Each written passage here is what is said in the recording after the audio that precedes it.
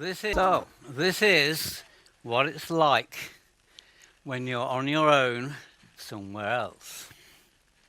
I'm dancing there to Egyptian music.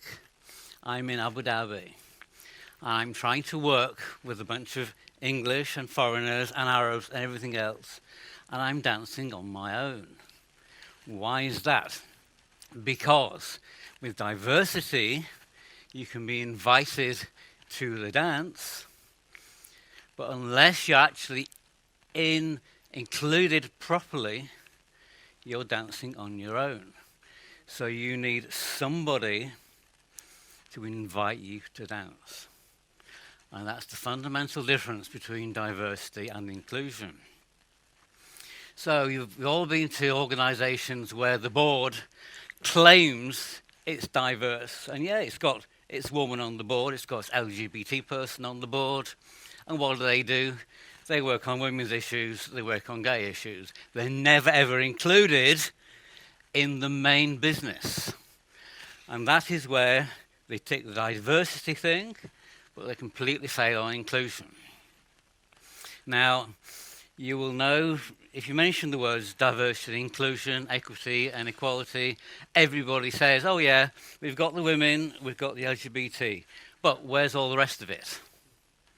So there's age, there's sexuality we've talked about, there's race, there's your culture, your education, where you were brought up, all these different things are about diversity. Neurodiversity is using skills to do with people who've got ADHD, so they think differently. So if you pick on them, then they will think things in a different way. So the challenges are, working with diversity, there's so many different things, and everybody sits in so many different categories. So you cannot say, just because someone comes from Brazil, they're going to dance like this. No, see, it's a Brazilian. But you can't assume that. So the challenges are going to be, what is the most important kind of people you've got? To me, there are two big things, one of which is to do with worldview, and you need people in your team who think in these three different ways.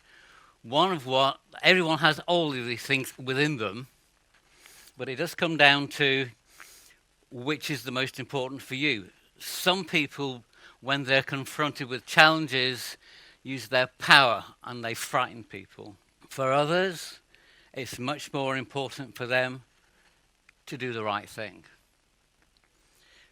Others, the family and the reputation of the family is much more important than their own reputation. So there you have three different things. Worldview, you should have people with all those different perspectives in your team. And then we come to cognitive. This is the way people think. Now, some people think very logically. So when they're dancing, they'll be doing something like a line dance, like this, they'll do this because they've learned how to do it, and they're working with other people, and they follow all the rules. And those are the illogical ones. But if they're emotional, they learn to do the Argentinian tango, which I'm going to fall over now, watch this. So you do all this. Whoa, yes, we do that one. And then you've got the introverts who dance like this.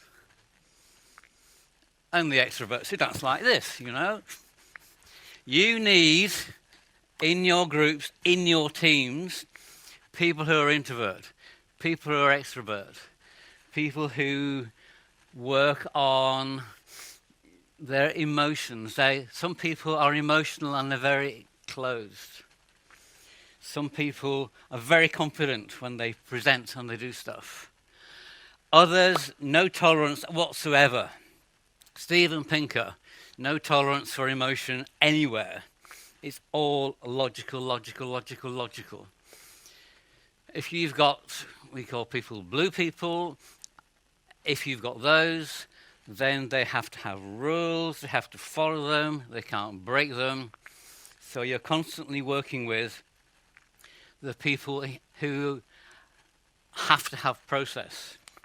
Now, if you're someone who's very extrovert and likes emotional stuff, you're trying to communicate with these people, and you have to learn that they have to have details, have to have all the instructions. I was renting a car in Abu Dhabi years ago, placed it with 3 different cars, and the guy's telling me all about the horsepower, how fast it will go, how big the boot or the trunk is. And I'm saying, okay then, there's 3 cars, I want that one. Why?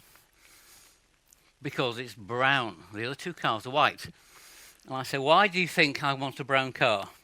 And this guy's no idea. I say, first of all, you should know I'm not doing details. And the reason I want the brown car is so I can find it in a car park, because all the other cars are going to be white.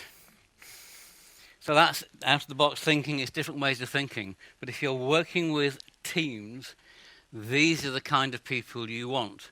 The people who write the rules, people who can follow them, people who can be very direct, very instructional. We call these red people. The emotional, very, very intense people who are quiet but emotional. They're the ones who can be possibly good coaches, but they can also lead indirectly, and we call those the green ones, and the yellow ones are the extroverts. Thank you.